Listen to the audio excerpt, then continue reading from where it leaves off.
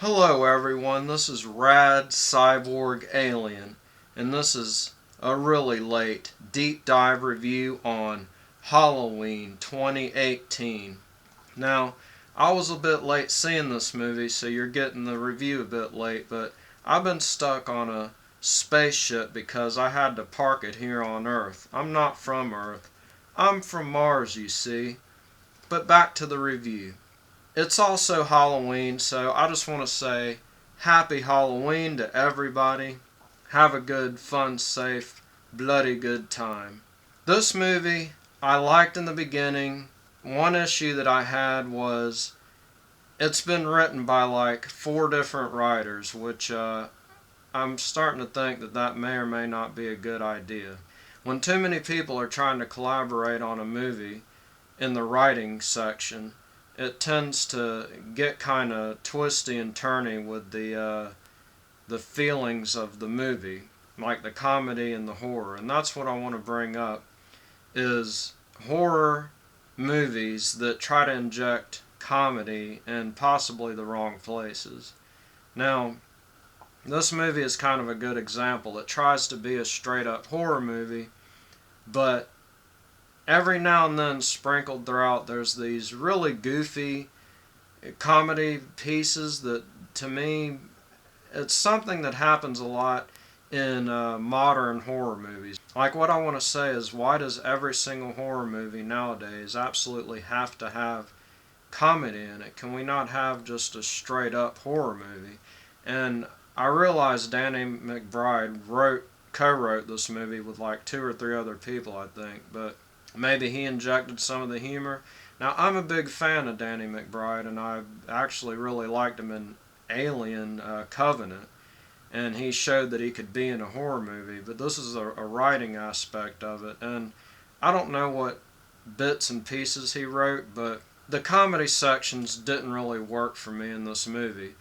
So that brings me back to my topic. Can we not make real straight up horror movies with no comedy? Well, it absolutely can be done, and it's already been done, and I've noticed that old school horror movies, which are my favorites from like the late 70s and the 80s and maybe early 90s, those, a lot of times, the classics, the ones that did it the best, really did comedy very subtle, very minimal, and they did it good. I want to bring up examples of the movie Alien, the original, the classic. That movie was a straight up horror movie, but it had very tiny, very, very short amounts of comedy sprinkled throughout, mainly in the form of the character played by Yaphet, the character Parker, and the character Brett. So Parker and Brett would kind of riff off of each other, but they were truckers. You know, they were like truckers. They were like space truckers. And, you know, they get bored, and they were really tight, good friends, you can tell in the movie. But Brett and Parker riffed off of each other just a little bit in the movie, you know, and Brett kind of, sort of, was like a likable doofus type guy, but it was done really, really, really low key. It didn't draw attention to itself, and it was extremely realistic. I guess you could say diegetic to the scenes and stuff. It went in there. It didn't seem like it was removed from the movie. So that's a great example. The movie Aliens, the James Cameron sequel, that movie did comedy really good too. Now, Aliens is arguably not a hard horror movie. It's action horror, but still it has very hard horror elements. It's a great movie, a mixture of genres, but let's take Vasquez and Hudson and Hicks. All those characters, they inject a tiny bit of comedy into the movie, even though it's a hard horror. It works really well. These are space marines that, you know, they may or may not have an idea of what they're up against. So 90% of the time they're pretty serious, but being nervous, they start joking and stuff. But one thing I want to say about any of these movies, whether it be Alien or Aliens, There can be some joking in the beginning of the movie, but when the shit hits the fan, when the horror starts hitting hard, that's when the jokes stop. And that's where Halloween 2018 failed. My God, sorry for getting way off topic, but I'm a cyborg, and my neuro connections sometimes glitch up a little bit. So back to Hollywood. What?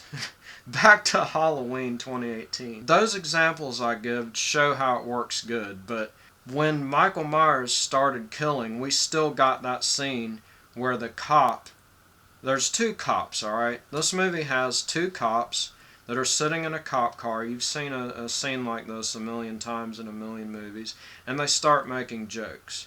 And the jokes were kind of silly. They start talking about their sandwiches and what they brought to eat in their cop squad car. And it just didn't work for me. But that's a great example.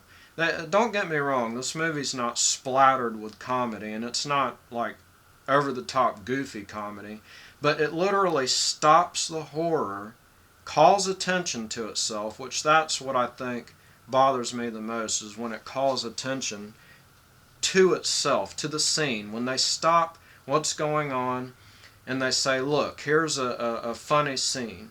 And it happens again later on in the movie. The main girl babysitter, kind of forget, but anyway, she's I don't think it's the granddaughter of Laurie Strode, but she just might just be a friend or a random babysitter.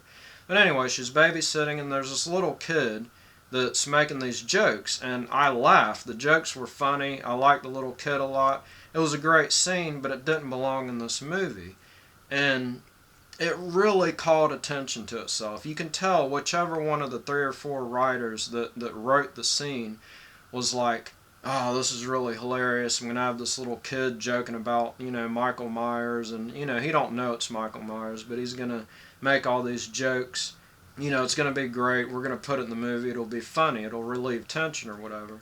But it called too much attention to itself. It was not like Alien, where the characters, the main characters in of themselves, are joking before the horror starts. No, this is during Michael Myers being in the house. We know that someone's about to die. We know that that knife is going to come flashing soon. And it stopped so that, a comedy section can take place, a comedy scene. It doesn't work for me. There's a few more tiny instances like that. It's never over the top. I just want straight up horror. And again, I'm not saying that you can't put a little bit of comedy into a horror movie. You absolutely can. Another example I want to draw out is Jaws, the first Jaws, Steven Spielberg. Great movie. It's not a hard horror movie, but it's definitely kind of a horror movie. This movie, even Quentin Tarantino in an interview, I think, a long time ago, he's like, Jaws is hilarious. And yeah, until the Jaws starts fucking eating people, it's hilarious. And that's true. Jaws has, Brody, Quint, Hooper. These guys are kind of riffing off of each other, but they're getting nervous. They're out at sea. Quint definitely is the type that would, in the face of danger, he still would kind of, maybe try to make some type of joke. But the jokes are not on the nose. They're not serious. They're not goofy. They don't stop the action. The shark Jaws really starts killing people, really starts getting into it, then there's no more comedy. And my last example that I want to compare this to Halloween 2018 is Predator. Predator's fucking great. I love the movie. It is a horror movie, action horror. And there are some great funny-ass damn jokes throughout that movie. Are you kidding? That movie's fucking hilarious in the beginning. I ain't got time to bleed. You got time to duck. That movie's great. The liners in the beginning are hilarious. So many great, funny parts to it. But when the Predator starts killing people, the comedy stops. That is my biggest complaint with modern horror movies, and especially Halloween 2018. I keep wanting to say Halloween for some reason. But anyway, please make some straight up horror movies. If you're going to put any comedy at all in it, make it extremely minimal. Do not call attention to the comedy at all. Make it like diegetic to the scene, make it interweave into the scene.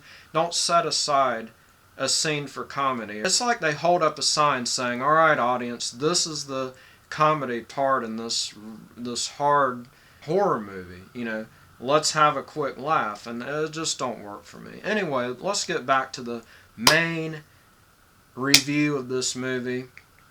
By the way, it's burning up in my spaceship, and I really want to get back to Mars. Sorry, I get so sidetracked thinking of Mars. Let me now talk about the characters. I went on way too long with that. Laurie Strode was great. She did a great job. Jamie Lee Curtis did great. It was great seeing her again. I really loved her in this movie. She brought like post-traumatic stress to the table of her character. Like, her character is very realistically very traumatized by, you know, a guy wearing a mask that tried to kill her, you know, decades ago or whatever. It shows. That is part of the story that I really fucking loved. She does that to a great extent. It really kind of explores that, which is great. I'm glad they put that into the story because that makes it very realistic that she would be going through that. It affects her family. She's kind of an outcast. She kind of is estranged from her family because of she's always thinking about Michael Myers, you know. She's thinking about how he will escape one day. And she's traumatized by it. That's really great in the movie. The other characters I didn't really care about that much. It's so weird, but her granddaughter like had a decent arc. She showed promise. I don't know. Again, back to the comedy. There was like a kind of a side plot dating thing.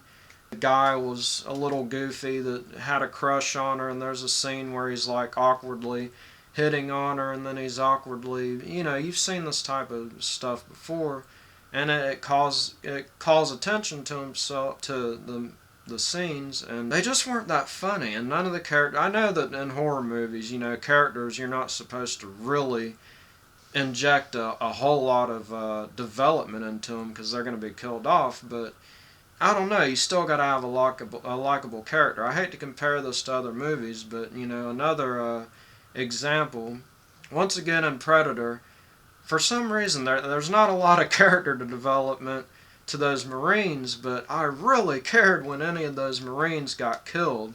You learn their humor, they got a sense of humor, they're unique. I just love the dynamic between them, and it's very brief. There's not a lot of character development to any of the Marines in Predator. You really care when any of them dies, man. When Billy, the big Indian-looking guy, you know, when he goes to face the Predator alone and you hear that loud scream, you don't just say to yourself, oh, cool, he's dead, that's another death. Like, you really feel it when he dies, when his character dies, you know, and he takes the big Bowie knife and rakes it across his chest. And this is just a way to inject little moments to make you care about a character. And for some reason it fails in Halloween. And I think it's because it relies on jokes. That's what I keep coming back to. Like, the jokes don't really make me care about these other characters. But anyway, enough about that. Let's talk about real quick the soundtrack. There's this moment, I forget what happens, but either Michael Myers just did a big kill, or he just got his signature knife, or he just got his mask. There's an event, and I kind of don't want to spoil it, but there's something that happens. And then Michael Myers comes on the screen with his new toy, the mask, or he just got somebody, and this crunchy, huge guitar riff just... And I was like, oh my god, that sounds amazing. So the soundtrack nails it 110%. That crunchy guitar I couldn't get out of my head, and it sounded so amazing. So I think John Carpenter actually had a hand, or even redid some of this soundtrack, and he did a damn good job. I love John Carpenter's soundtracks, period, and this did hand over hand great. I don't want to give away many spoilers at all, even though this movie's been out a while, but a tiny twist that also didn't work. There's other people that have reviewed this movie that mention this, and I'm going to have to agree with them. This movie explores several very interesting things, and then it doesn't go anywhere with it.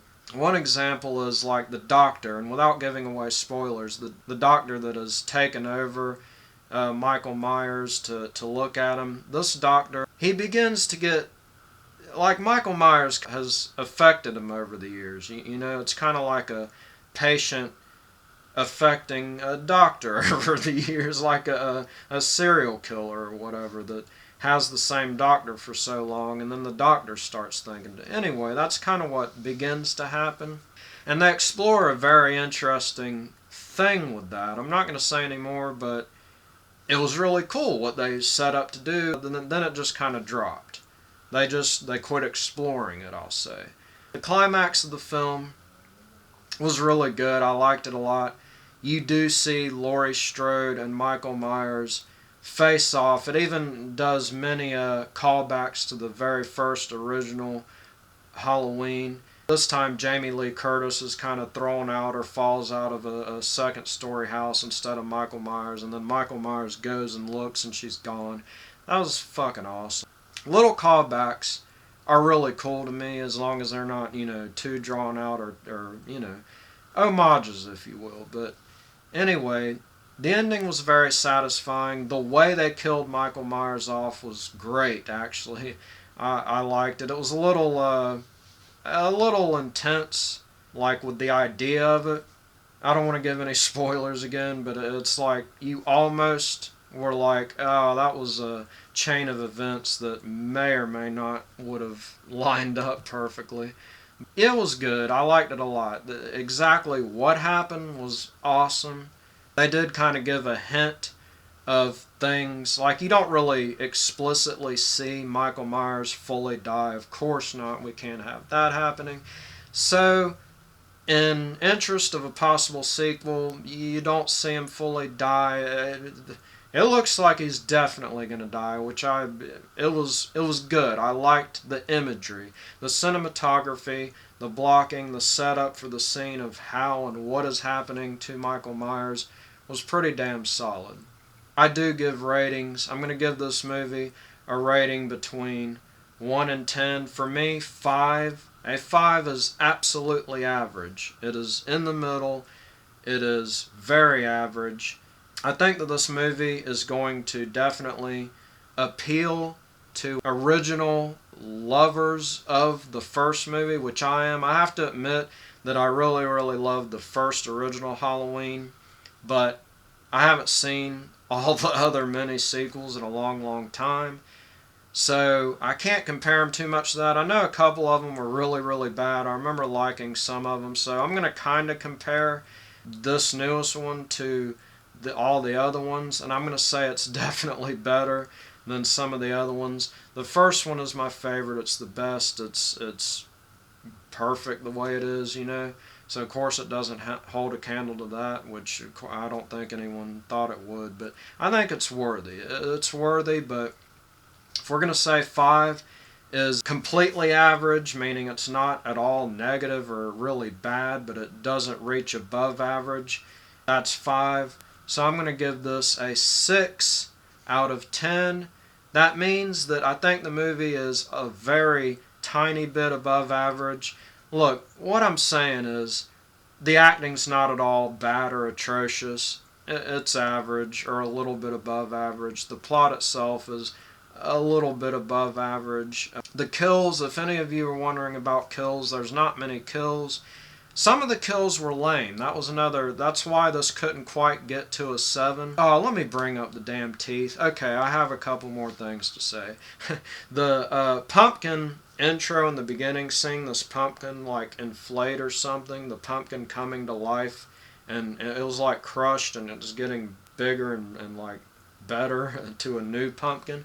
That was really cool.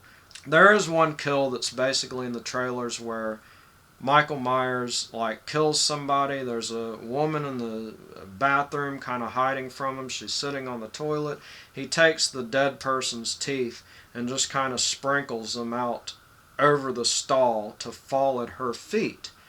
I thought it was dumb. I mean, that's brutal as hell, but Michael Myers doesn't strike me as the type that would stop, collect teeth, hold them up over a stall, and drop them to scare that person. If it was Laurie Strode, maybe he would do something like that, but this woman, I don't think he really... Okay, Look, this woman is part of the psychiatrist duo that talked to him in the very beginning.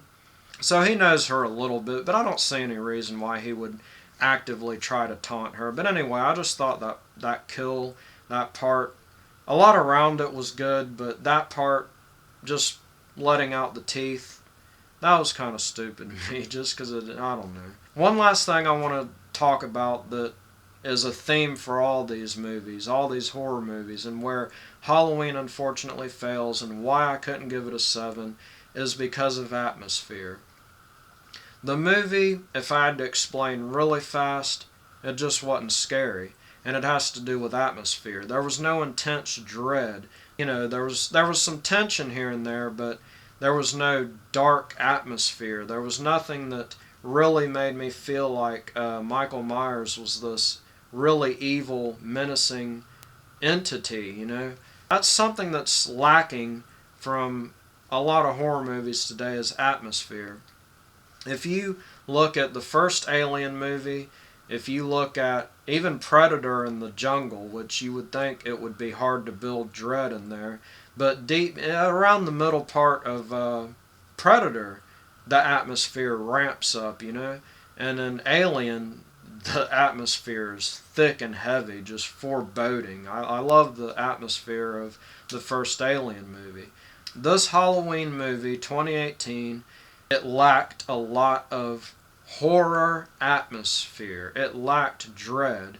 And I think that's a big component, and I think that's one thing that kind of failed in the movie. There was nothing that really, you know, had me feeling any dread. It was kind of just like Michael Myers walking around, showing up, and then killing people, but I wasn't really afraid of him. It's kind of hard to say, but the only thing I can think of is the word atmosphere. It lacked a scary, dreadful atmosphere. So I got a docket for atmosphere. I got a docket for all the on-the-nose comedy jokes that are, you know, straight up framed to present themselves. They call too much attention to the comedy.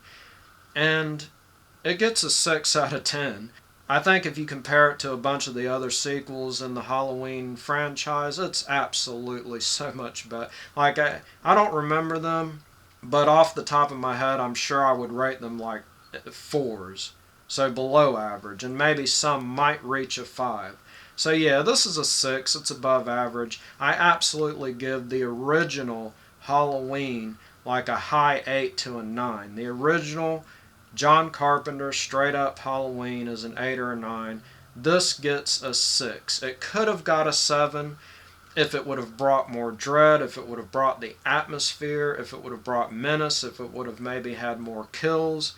There is one really good brutal kill. I'm not going to spoil it, but let's just say Michael Myers does something with his boot. But that was brutal. That was awesome. That was great. I loved that. That needs to be turned into a meme. Please, somebody, turn the kill that Michael Myers does to somebody using his foot. Turn it into a meme. That would be great. Like putting a shitty video game underneath and then have Michael Myers fucking kill the video game with his foot. Anyway, I think it is a likable movie. It's worth watching the one time. In theater if you can, or whenever you can watch it, if it's on Blu-ray or Netflix in the future, but it's not something that I'm gonna rush out to buy when it comes out on Blu-ray. So that's all I gotta say about the deep review and my philosophical rantings on what goes wrong with these modern horror movies. Please, Hollywood, fix this shit. We need straight up horror movies without injected on-the-nose comedy. That's all I want to say. I'm trying to get back to Mars, so if you want to do something fly, fire up that like button and subscribe. Man, I got 5 kids to feed. Thanks for watching.